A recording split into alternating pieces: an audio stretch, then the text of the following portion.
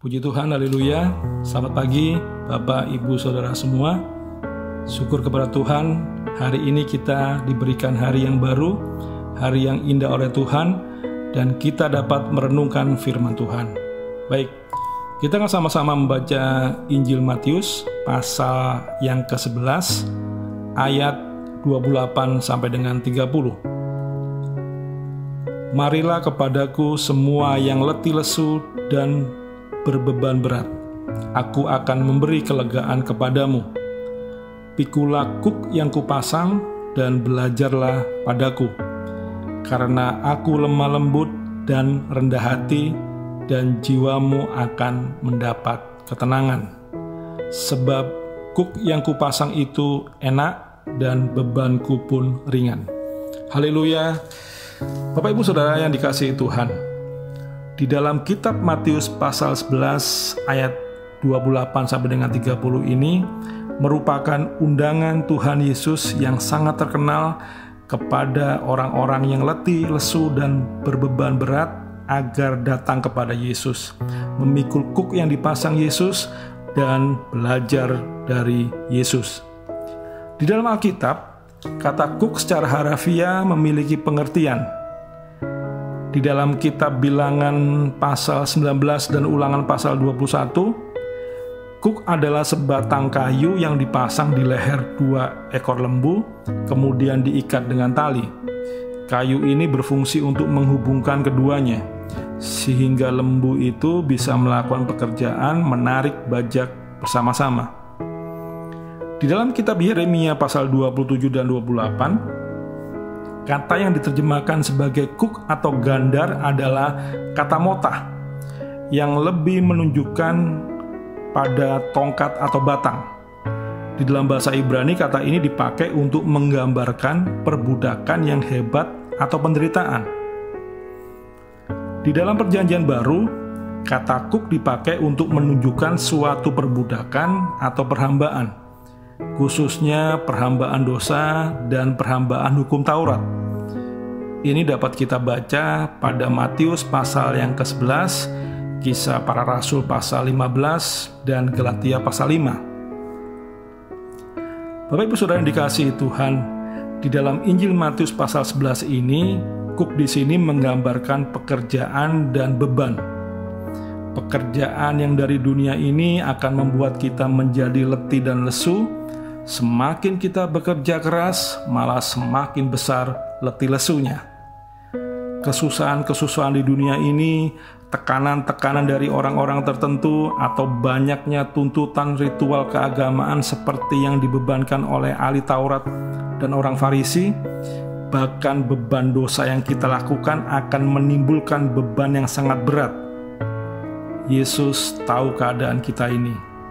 Karena itulah Yesus mengundang kita untuk mengenakan kuk yang dipasangkan Tuhan Yesus.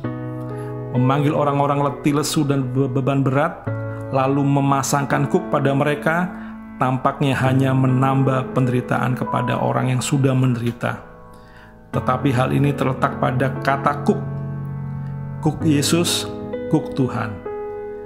Kita sedang berada di bawah kuk yang membuat kita menjadi letih lesu dan berbeban berat. Lepaskanlah kuk itu dan pakailah kuk yang dari Yesus yang membuat kita merasa lega. Yesus mempunyai kuk untuk leher kita, seperti halnya Yesus mempunyai mahkota untuk kepala kita. Dan Yesus berharap agar kita memikul kuk ini dan berjalan bersama dengan Tuhan. Kuk yang dipasang Yesus adalah kuk yang enak. Beban yang diletakkan Yesus di pundak kita adalah beban yang ringan. Kata Yunani yang diterjemahkan sebagai kata enak di sini mempunyai arti lain, yaitu manis dan menyenangkan. Kuk Yesus tidak memberatkan, tidak menyakitkan atau melukai leher. Sebaliknya, kuk ini manis, menyenangkan, dan menyegarkan kita. Kuk ini enak karena Yesus memasang dengan penuh kasih, lemah lembut, dan rendah hati. Jika semua pekerjaan kita jalankan dengan penuh kasih, lemah lembut, dan rendah hati, maka semuanya itu akan mendatangkan kenyamanan bagi kita dan bagi orang lain. Beban yang diletakkan Yesus di pundak kita adalah beban yang ringan. Beban salib Kristus adalah beban yang ringan, sangat ringan. Kehadiran Tuhan dan pertolongan serta penghiburan Roh Kudus membuat penderitaan bagi Kristus terasa ringan dan mudah. Dengan memasang kuk Yesus pada kita, berarti kita menempatkan diri kita sebagai hambanya. Karena itu, kita harus berlaku sesuai dengan kedudukan kita, yaitu mematuhi semua perintah Tuhan dengan sukacita, tunduk di bawah segala peraturan Tuhan. Bapak Ibu Saudara yang dikasihi Tuhan, Tuhan Yesus mengundang semua orang yang letih lesu dan berbeban berat untuk datang kepada Yesus sebagai tempat perteduhan dan tempat perhentian. Kita lepaskan kuk yang membebani kita dan menggantinya dengan memakai kuk yang dari Yesus, kuk yang enak, manis, menyenangkan, dan ringan.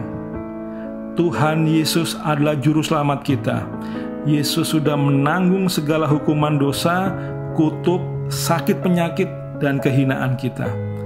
Tuhan Yesus menyelamatkan kita dari segala macam tekanan dan beban, sehingga kita boleh merasa lega, mendapatkan ketenangan dan penghiburan. Haleluya, puji Tuhan. Mari kita berdoa. Bapa dalam surga, kami mengucap syukur untuk hari yang baru. Kami mengucap syukur untuk firman Tuhan yang boleh kami renungkan.